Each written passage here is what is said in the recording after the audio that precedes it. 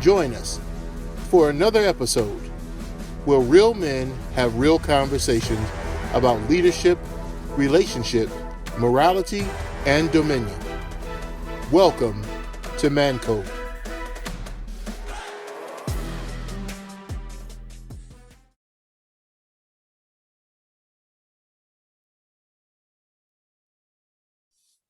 What's going on, everyone? Welcome to another episode of Mancode. Man, we appreciate you all joining us last week. We had a great topic about the attack on manhood, and today we are going to follow up that same discussion, but we're going to look at this from a perspective of training boys to be men.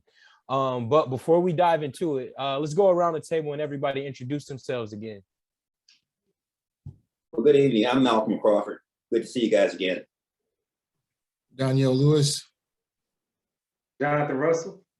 And I'm Austin McMurray. Again, thank you all for joining us. And remember, if you are enjoying this content, please make sure you like, subscribe, share, turn on your post notifications. So when we put new videos out, you guys get alerted about it.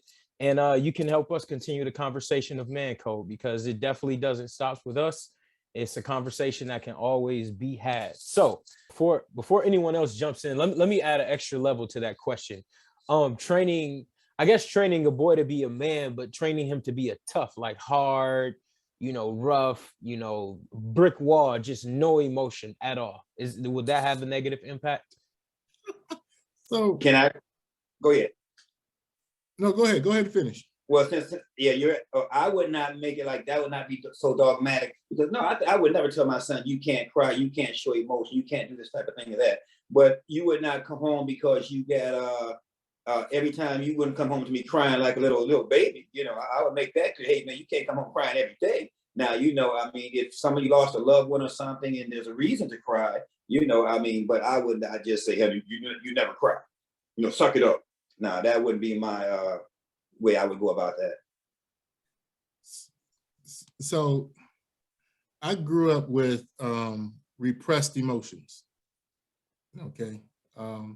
Because of what you just said, Pastor Malcolm, as far as the suck it up, men don't cry. And so my emotions were so jacked up that I would not cry in times I probably should, like somebody passed away or something like that, wouldn't cry at all. Somebody say something to me that hurt my feelings and I'm boohoo crying. And then I will be mad at myself for crying about something I shouldn't be crying about, and mad at myself that I didn't cry about something that should have showed emotion. Now, I really want to go back, Austin, and just address the first half of your question. So what I will say is this, okay? Is that I think it depends on what it is that you're training your male child up with. That, I think at the end of the day, that is the anomaly. Because there isn't a finite, drawn out list of this is what masculinity is. We are leaning on what we see in media, what our fathers or uncles or friends have told us or shown us, and we have framed our own identity of what masculinity is. There are some common things that we see among all men, but I think that goes back to that whole cultural piece. Like, for instance, if I'm walking down the street and I see another African-American man and I do like this, he knows what that is. It's not written anywhere. It's part of that man code. You see what I'm saying? It's something that is culturally indoctrinated into me, that I know what that is and I know how to respond to it. And so I think these conversations not only need to be had, but I think we really should give a shot at writing what that man code is. What is masculinity? Because he mentioned rites of passage, but rites of passage still varies based on culture. I look at you look at the Jewish culture, they talk about their rites of passage. I think it's at the age of 12 or 13. 13. But that's basically they have to learn the canon. They have to learn all 5 books of the Old Testament verbatim and be able to speak it in Hebrew. And and I'm sure there's other things in the catechism that they actually go through, but I don't know how much of that has to do with what it is to be a man and how to operate as a man, because I haven't gone through it. I can't say. But what I will say is it probably lends itself more towards the belief system of that particular culture in the male role and how one operates more so than what masculinity is overall. So I do think, though, that men should have their emotions in check. I think that's one of the definitive things of masculinity versus femininity, is that we're not led by our emotions. When I make a decision, I'm not emotionally driven. Now, you can drive me, push me to a point where I'm acting out of my emotion, but I should be able to move and make decisions from a calm, cool place, because my emotions are not connected to my decisions. That's what makes men cold sometimes, because it's like, I'm not, you don't have no heart. Like, yeah, I have a heart. My emotions are just not in this decision. It's calculated. It's intentional, and I think we are hard. I think we're wired that way for a reason. And I don't think we should dismiss that away or try to, demasculinize ourselves in our emotions, but I think we should be tapped into them at the same time. Man, you made some real good points. I wasn't leaving anything to say. But on the real, no, you were absolutely right. But on the real, I'm hitting that on both ends. You definitely have to train your sons as you go. They should see you practicing self-control. They should see you with a good work ethic. They should see you being helpful around the house. You should bring them in when you do the chores, going to do the yard. I recall as early as 7 years old, I was out shoveling snow and having to help, rake up leaves and cut the grass. It's just, again, some things you train them to do because this is what you are as a man. You work, you earn, you provide, you care for. So I think that's a big deal in itself. Now, the whole hard piece, you got neighborhoods full of hard cats because they were taught that being hard is how to make it in life. Like you just said, that stone wall of emotion, not having balance. And naturally, you're going to be hard toward people that you need to be open to. A lot of men are abusers of women because they never learned to embrace or love that sensitive side of women because they were so in tune with being hard. They do a lot of things out of sheer anger because they never learned that balance, because it's all about showing myself tough. So there is a toughness that's involved, but if you have to wear your toughness on your sleeve, it's not real. That should just be ingrained in you. I shouldn't have to tell you that I'm tough. I shouldn't have to bark and roar like I'm tough.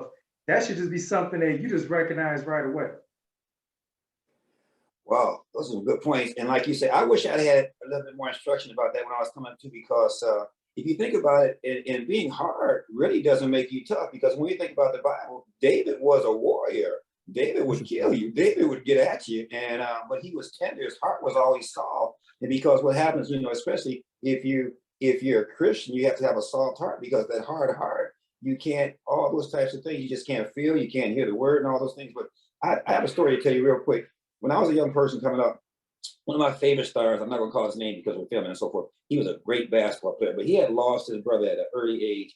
And he wrote a book. He said at that time, he was probably about 19 or so. He said he determined in his heart that he wouldn't cry again, because I guess he had cried so much because of the loss of his brother. And I took that thing on.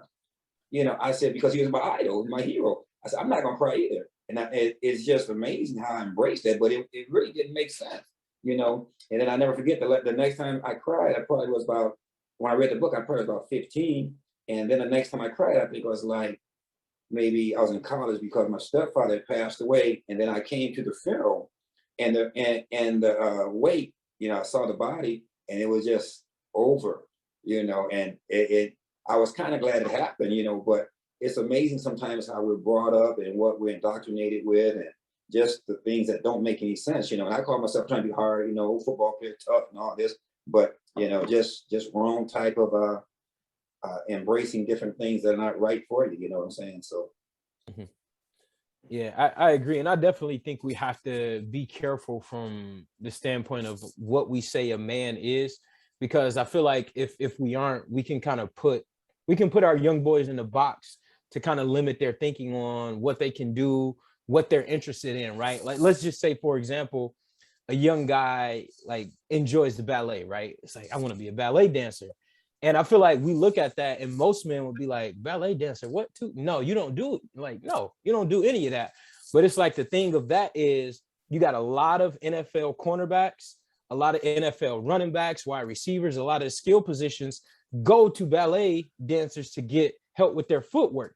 So it's like that you could take that and be like, yo, this is an industry that's making a lot of money right now. Is this something that you can be interested in, tapping into something that they enjoy that I guess characteristically doesn't fit the mode of a man, but seeing how you can kind of tie it back into, yeah, absolutely, you can do ballet. Here's how it can benefit you, you know? So I think, like I said, we just got to be careful with making sure we don't box what a man is, if that makes sense. I And think that's And too, I'm gonna say this, Yeah. I'm old school. We're gonna definitely be on the football field, then we're gonna hit the ballet. I'm just gonna let it ride at that. yeah. I want to say this though, it's important that your young male knows the difference between masculinity and being effeminate, because there is, how can I put it? When influence is a key, okay? My daughter, for those who don't know, my daughter's Caucasian, but she hangs around a lot of African American kids in school. So my daughter doesn't necessarily, well, depends on what she's watching. 1 minute, she coming with street hood, stuff, and then the next minute, she's a valley girl and or whatever. She's on both sides of the spectrum. I'm bringing that up because when you are young and you don't have a set identity, what gives you your identity are the people who you are around. So that being said, ballet or choir or anything else where even though that there are men and women both that play certain sports or do certain activities that are men and women, there are still homosexual men and lesbian women in those same industries. And because that is, you can still take on the mannerisms of the thing, even though you're not. And so understanding who you are and your roles, and just who you are is important when you walk into those areas, because influence can also, push you or drive you or come upon you. And so, because there's spirits in places, and for us not to talk about, spirits and principalities and things that have dominion in certain areas, we would do it ourselves and those who are looking at this, in injustice. And I think if we stay with the finite things of what man is, what woman is, everything else then becomes social construct. If I could just Go ahead. okay, thank you, Jonathan. If I could just go back to what Brother Austin was saying about the ballerina and things like that, because I remember when Lance Swan was playing with the Steelers before you guys were maybe into sports, whatever. But he was a very graceful and so forth. And I used to didn't have a problem with that. But I used to think about men that were like cheerleaders, and I had I was felt some type of way about that. But what changed my mind was I went to Central Michigan University and I saw all the cheerleading guys getting all the girls. And I said, hey, I could do that. You know what I'm saying? But maybe my motive was wrong. But you know what I'm saying? You got 2 men cheerleaders and you're around 20, 25 girls. That wasn't a bad deal. You know what I'm saying? So I could have rolled with that. But, that was my mindset, but different motive, probably not quite right. But anyway, that would be the reason I would be a cheerleader. Hey, if we see some photos resurface from Pastor Malcolm's college days as a cheerleader, we know why. Right. Somebody else. Right. So let's dive into some numbers a little bit. So stats show that currently 72% of African American kids come up in single parent homes, with an overwhelming majority being raised by a mother. how can a mother raise a strong man today? A single mom, she would have to be really strong in herself and I would say know the Lord definitely, but at the same time, be able to identify what a real man is, what a man of character is, and surround her boys with that. I think that's one of the keys because, and I'm not knocking single mothers. I have mad respect for them, but a woman is a woman, a man is a man. We can instill values in one another, but the identification, I think that's where it's missed sometimes. So I think the best thing you could do is naturally, yes, raise them up, fear the Lord, but then surround them with some men that you know have real godly integrity and will not feed your kids any garbage, men you trust, whether it be a brother, an uncle, it could be someone at the church. Get them in programs that are youth-based, to get them around men and mentors that can just keep them focused on, hey, this is where I'm going. This is what I am striving to be, and not just taking a directive of, well, I can teach them what any man can.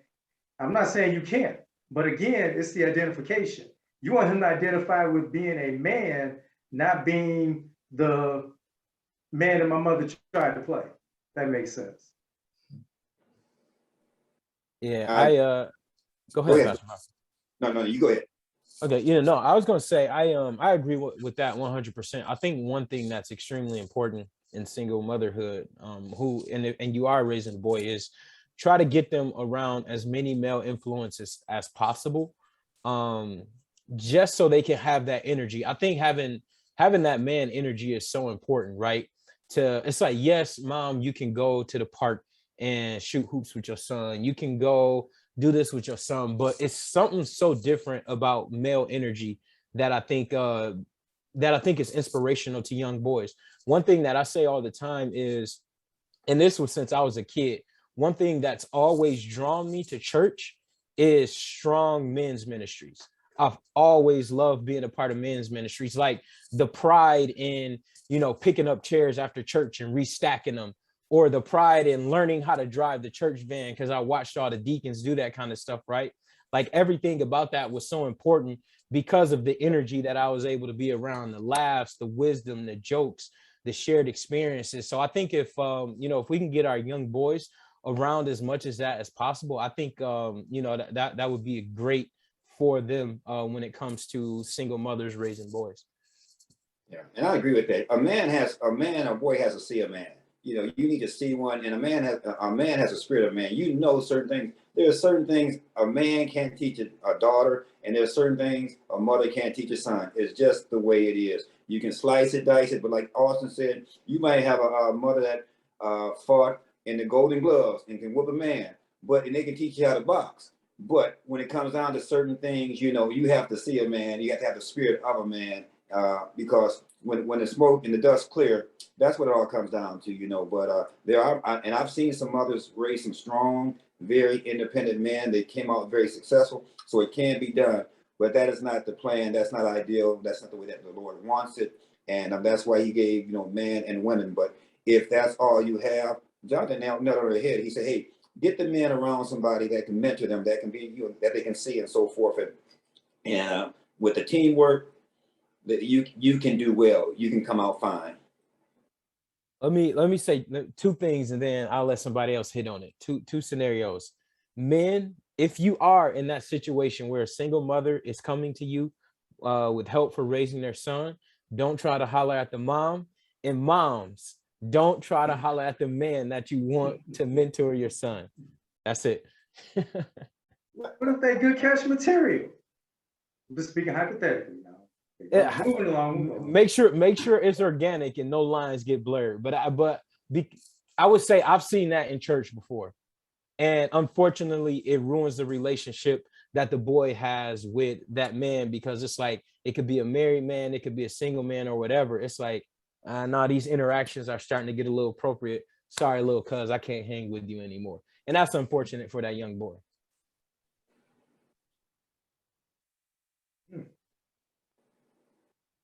Good spin on that. Anybody else want to hit on that? I'm gonna leave that one alone. Those are just words to live by. That's all I can say. Words to live by. Yeah. So kind of along the same vein of statistics. So there are a lot of reports and publications linking toxic masculinity to substance abuse, specifically alcohol, drugs, what have you. So if I grow up learning and demonstrating negative habits that are deemed toxic, is alcohol or drugs, weed, whatever, the scapegoat when I get rowdy or overly aggressive and make bad choices? So is the question, is that my go-to in order to get myself to calm myself down? Is that what the question is? So as a man, for your behavior. yeah. So as a man, if I'm acting out, right, I'm overly aggressive, does that mean I'm using some kind of drugs or overindulging in alcohol? No, it just means you out of control. It's just, No, I agree with Danielle. It doesn't, no, but sometimes I know alcohol can make some men aggressive because they tend to be what they really want to do. It may bring out of them. But yeah, like I say, as Danielle said, you can't just use that as a scapegoat. You still have to be responsible for your action. Yes, it may trigger you to get more violent. Yes, because sometimes you start drinking. I have saw people get abusive because I'm using alcohol right now as a drinking, and they do get out of control. And that alcohol could have played a part in that particular instance. But yeah, I have to fall back on what y'all said too, but at the same time, you have to look at a lot of things open doors to what you already are. So a lot of times, you go out and I can attest to this because I've had a wild ride in life, okay. So, you go out with your friends, you drinking and everything. If you already a little bit rambunctious to begin with, you're only going to get more. If you don't have any discipline about yourself, that's only going to exasperate once you get drunk or you shoot up the wrong drug. So you just have to look at the character of the individual. Now I'm gonna be honest, I've seen some people get stone drunk. I'm not gonna use the word that I thought that first came to my head, stone drunk. And they just cool as a fan. You wouldn't even know it. They could barely walk, but they weren't trying to fight nobody. They weren't trying to grab on every woman. So again, a lot of that has to do with just you yourself. The things that you learn, the things that you pick up. Now, if you pick up enough of the right habits, ways, then we don't have to worry about you being out on a wild night, thinking, are they going to keep themselves together when they get a little bit too much surf in their system? You don't have to worry about that because you're not going to put yourself in that predicament. But no, I can't link that together. I think that if you have what we would call toxic character traits in you, that's just in you. And the other things, the drinking, the drug abuse, that's just bringing that out. Can you blame every one night stand pregnancy on getting drunk or being high on a substance? No, because you can play that on both ends of the fence. So again, that's on the individual. This is oh, go ahead, Donnell. Go ahead. No, when Jonathan threw that out there, I was like, I don't know, because alcohol plays a lot of roles on lowering libido and eyesight and stuff like that. So many of people woke up in the bed with somebody they wouldn't have if they hadn't been drunk. So it's I don't know. Alcohol is what it is. I mean, it's a liquid evil. I mean, and like you said, it has this impact on people in different kind of ways. Some people, it's a liquid courage. You know what I'm saying? They drink it and they drink it and they get courageous and they believe they can take on the world. Other people, they chill out with it. To some it's a suppressant. It's a coping. Had a rough day and I basically hit a couple of shots or something in order for me basically to decompress from a stressful day. So I'm saying that it moves around and impacts people in different ways. So it could, to my point, to the point is it could, Jonathan. Actually, you could blame somebody for waking up and having a baby from a one-night stand because But if you already had that tendency in you, that high, sober, drunk, whatever, I'm gonna get my opportunities when they arise. Because look, getting drunk ain't gonna make you hot to nobody. And I don't care if being glassy eyed, if you just hit, you just hit. So I'm you know, again, these things are already established in you to a degree. Yeah, you saying you already had the May, intention. you know, give you that jetpack boost. That may be your mental steroid, but again, it's in you. Right, I got you. You saying you came in with the intention to do something. That's it. Yeah. Let me throw a controversial curveball question in there since we're on the subject, right? So we were talking about education earlier and wanting our young men to seek higher education. I'm speaking specifically about college. Something we see a lot in college: people get sloppy drunk, men get drunk, women get drunk, right? And we've saw a lot of scenarios where two people have unconsensual sex as a result of alcohol, but unfortunately, sometimes the penalty, in a lot of cases, the penalty is a lot harsher on the male than it is the female in that instance, meaning he raped her, it wasn't consensual, she was drunk, even though he was drunk. So why is that? Why do you think that happens in that situation? That men get the harsher penalty, even though both people technically are in the category of not being able to consent? I'm going to honestly say off jump, because we actually have subscribed to women being the weaker vessel.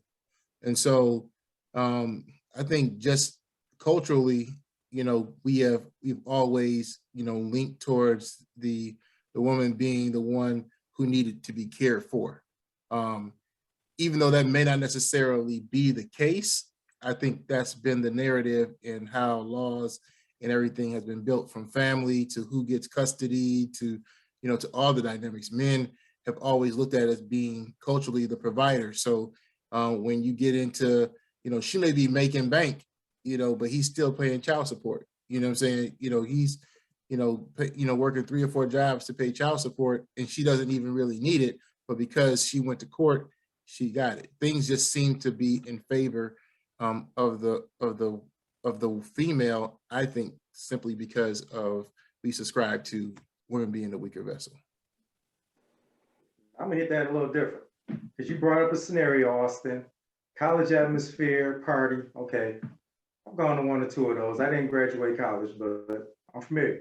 Now, one thing you have to look at, you're in that environment. You know the culture, okay? You know the culture going in, and then you're in this environment. So if I have no intent of indulging fully in the activities going on, then number one, I don't need to be there. It's not an excuse for anybody assaulting anyone. No, I'm not saying that. But you have to look at, okay, I'm going in with the intent of. Now, as far as the whole non-consent, men naturally are looked at as the aggressors. And in most cases, you have to look at it. Now, okay, let me just be very candid. How many cases have you heard of where a woman raped an inebriated man against his consent or will? I don't think you're going to hear it. It's physically impossible. When you look at, I wish y'all could see my brain right now. Thank God the world can't. It's impossible. I'm just putting it out there. So again, you just have to look at the scenario. So if you already have that, and most parties like that, they are more, a lot of guys go with the intent of finding a woman, having a one-night stand, getting somebody that's extra tipsy. So again, you have to look at the culture of that. So if I'm a young lady and I know that, okay, this frat house has a reputation for da-da-da, that may not be the spot where I'm gonna go to. So you always, if I'm a young man of character and I know, you know, this group has this reputation, again, you know about the company you keep. So again, you have to weigh that on that basis as well. So what about the females that entrap up and coming athletes? that's a total different situation. It's the same Entrapment situation versus assault. Okay, entrapment is you have 2 people. They agree to get it on. That's different than an assault. Than taking it when I don't want you to have it. Come on, a woman can't take it if the man don't want her. I'm just y'all gotta follow me on this here. I'm tracking with you, but I'm just saying. I'm just saying that's entrapment is taking something from the male when he didn't want it, because her intentions was to get a seed in order to get something, to get a contract. All right, let's go back. I'm sorry, I didn't mean to cut you off. Go ahead. I'm good. I was gonna say let's peel that back. Bible says flee fornication. So all I'm saying is, if you're not putting yourself in certain positions, in certain predicaments, it's a lot you don't have to worry about. You keep yourself clean and clear. And again, being an athlete, being a high pro, and I'm telling myself a little bit, okay, I've been around a lot of gentlemen's clubs, and in a lot of those in the past, I don't go to them now, so I don't want nobody, going in like, you know what? Yeah, he still go to strip clubs. I knew he wasn't right, but a lot of times I have ran into and seen celebrity figures, whether it be an athlete, of a different sort, could even be a local celebrity. But again, I've seen it. And you see the way that women gravitate toward them. Because again, this is somebody that, hey, I might want to get to know them. So if you already know that's your profile, you already know that you are a target in that instance, you really need to be and I understand the opportunities exist. I'm gonna tell you from a regular Joe standpoint, that opportunities, if you're not in the right mindset, you ain't gonna pass them up. So again, I can see somebody with a little bit of influence, money, and power behind them. They thinking the same way, and you never know how high the totem pole goes. But at the same time, when you just peel it back, it's something that you shouldn't have been doing to begin with. Right. Yeah, I think at the end of the day, it goes back to our conversation of raising our boys to be men, and realizing that there's different levels to that. The conversation that you have with a boy in the 1st grade is completely different than the conversation you have with a boy in the 12th grade. So it's like, hey son, hey nephew, hey little cuz, you getting ready to graduate high school, you're going off to college, even as early as the 12th grade. Like, start having those conversations of like things to watch for, and not just our young men, but our young women as well, because we don't want any of them to be susceptible to being in those positions where like that kind of stuff can happen, unfortunately, because it does, right? So it's like, if you're gonna drink, you can't control what anybody does on the college campus. If you're gonna drink, know your limits, be responsible. Like you guys said, watch the company you keep, because you don't want to be in anything where you put yourself in a compromising position where your future could be in jeopardy. And at the end of the day, like you guys said, from an early age, I think if we instill good character, then later in life, that's something that it limits the possibility of those kind of things happening if we instill good character into our young men, for sure. You need somebody to add to that list of things. You need to have somebody who is going to be either the designated driver or the voice of reason in the group. That person has to be part of your team, because the reality is that if everybody go out there and get drunk, then like I said, it hits everybody differently. It's the blind leading the blind. Right. Y'all drawing straws to see who the least drunk. Actually, I've been there. You got to be able to see the straw. That's it. So before we wrap up, man, let's provide some solutions. So if I have a son, like I said, a son, a cousin, a nephew, younger men at my church, I'm an educator and I'm around young men. What are some of the greatest things we can instill within them to be a man who loves God, love his family, and others as well?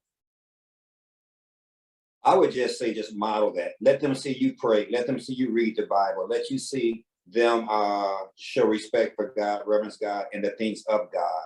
And just be there for them, have a listening ear. But model things with them, talk to them, and walk them through it. And that will hopefully take root.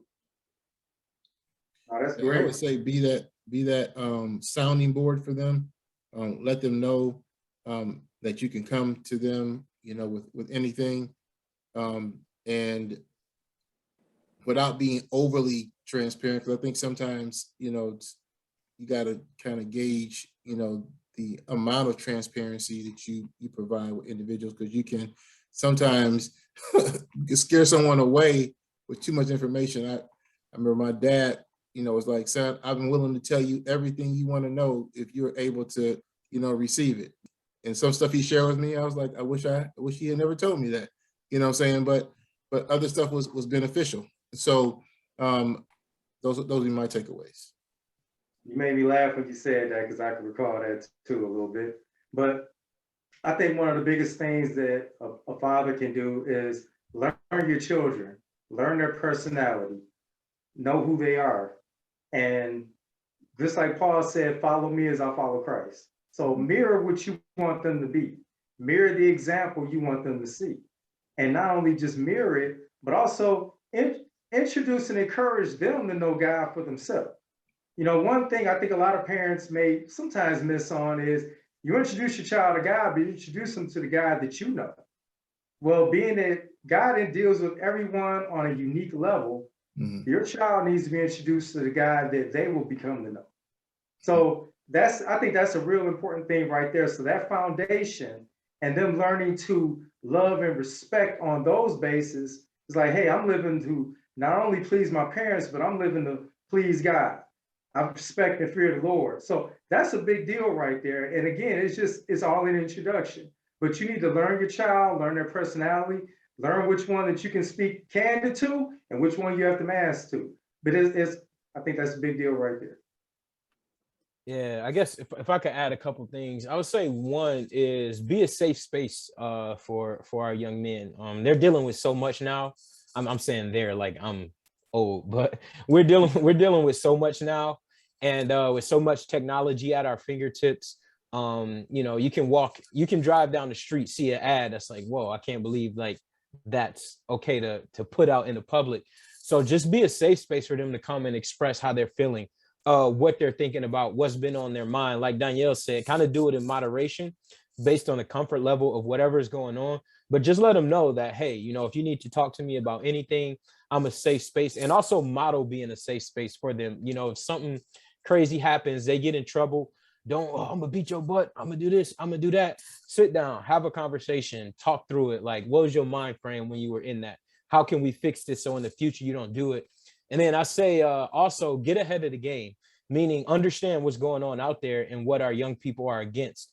And I think the more we as, I guess, more mature people understand, the more we'll be able to understand their experiences, have empathy with their experiences, and be able to talk to their experiences. So those are some of the things I would say for sure. So that's good.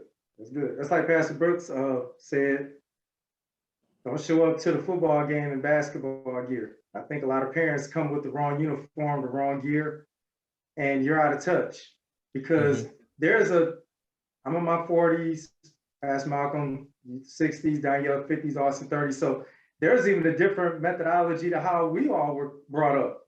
But again, you just have to look at, for the time, you need to equip yourself.